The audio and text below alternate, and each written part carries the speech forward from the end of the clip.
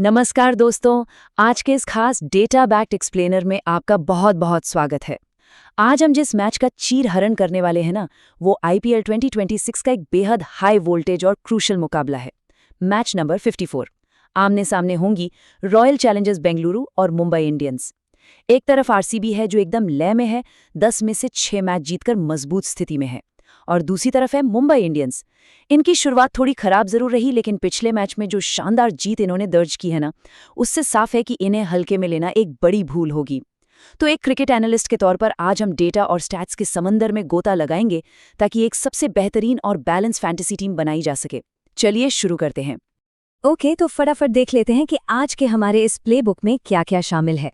सबसे पहले हम रायपुर पिच के डायनामिक्स समझेंगे, फिर स्टार खिलाड़ियों के मैचअप्स देखेंगे, मिडिल ओवर के गेम चेंजर्स पर बात करेंगे, कुछ बेहतरीन बजट फ्रेंडली पिक्स ढूंढेंगे और आखिर में एक सॉलिड फैंटेसी चेकलिस्ट तैयार करेंगे।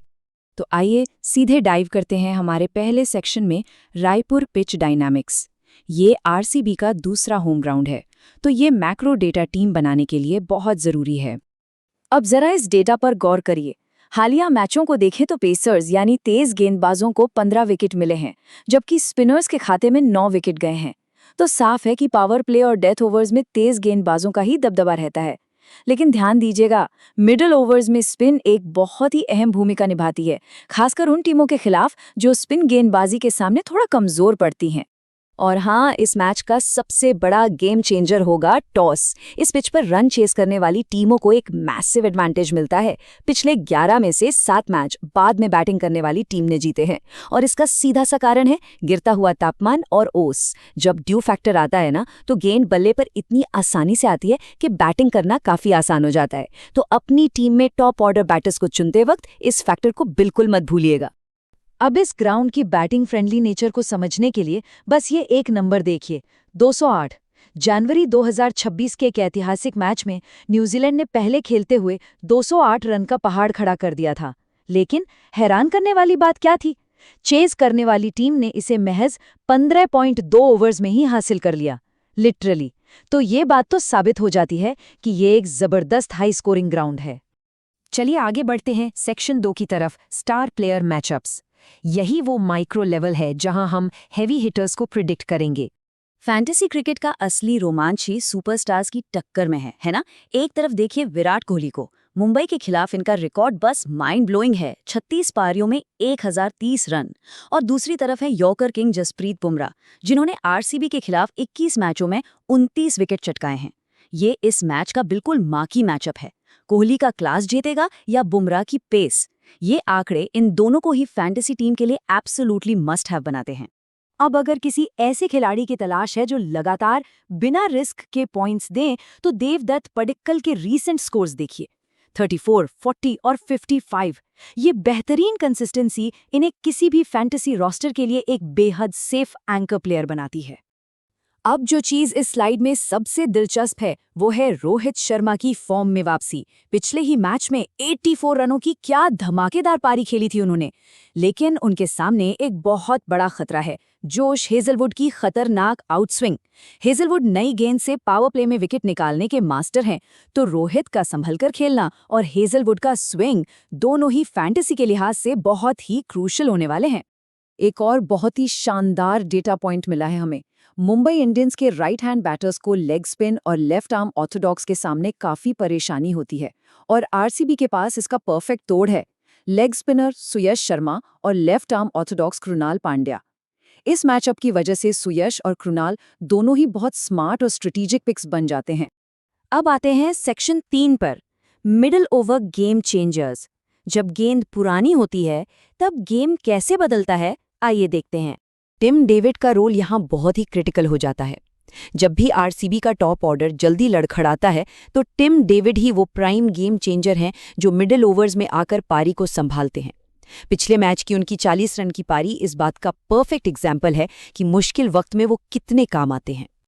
और गेंदबाजी में बात करें तो अल्लाह मोहम्मद गजानफर एक ऐसा नाम है जो चुपचाप अपना काम कर जाता है।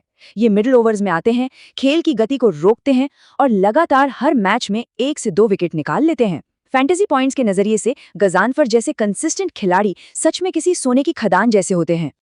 ऑलराइट, अब बात करते हैं सेक्शन 4 की, बजट फ्रेंडली यूटिलिटी पिक्स। ये नए फैंटेसी मैनेजर्स के लिए बहुत ज़रूरी है। फैंटेसी टीम बनाते वक्त महंगे सुपरस्टार्स को तो सब लेना चाहते हैं, लेकिन बजट को ऑप्टिमाइज करना सबसे ट्रिकी हिस्सा होता है। यही काम आते हैं हाई यूटिलिटी प्लेयर्स।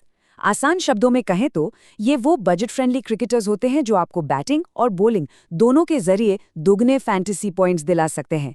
इसीलिए ऑलराउंडर्स किसी भी विनिंग टीम की रीढ़ माने जाते हैं।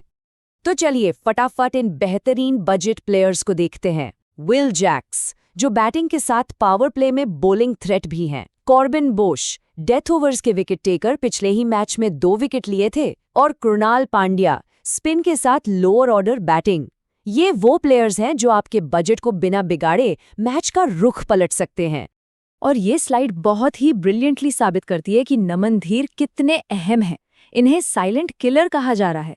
बिना कोई शोर मचाए लगातार 57 और 37 जैसे स्कोर्स दे रहे हैं। और सबसे अच्छी बात, ये आपके फैंटेसी बजट को बिल्कुल भी डिस्टर्ब नहीं करते। Ultimate low cost high reward player. Finally हम पहुंच गए हैं सेक्शन 5 पर, फैंटेसी सिलेक्शन चेकलिस्ट। चलिए इन सारे डेटा को मिलाकर एक टीम बनाते हैं। तो सबसे महत्वपूर्ण बात यह है कि एक विनिंग टीम बनाने की कोर स्ट्रैटेजी इन 3 आसान स्टेप्स पर टिकी है।